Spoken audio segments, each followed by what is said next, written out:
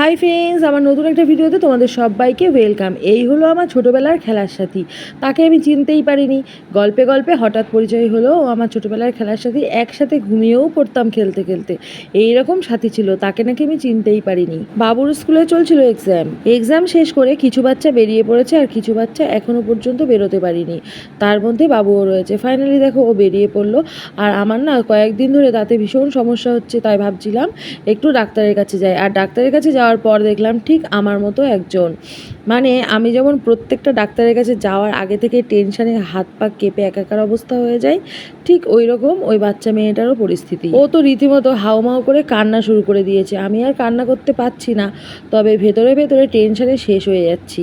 সত্যি কথা বলতে মেয়েটার যা ফিলিংস হচ্ছিল সেটা আমি অনেকটাই বুঝতে পারছিলাম। আমার যে সুচ ফোটানো আর ওষুধ খাওয়ার যে ব্যাপারটা, ওটা তো খুবই ভয়ঙ্কর লাগে, যে কারণে কখনো কখনো আমি ডাক্তারের কাছে যাইও না। আর দেখো বাড়ি ফেরার সময় রাস্তা দিয়ে এই রিক্সাটা আমি দেখলাম, অনেক বছর পর দেখলাম। ওঠা হয়নি কখনো, কিন্তু দেখেছি আগে।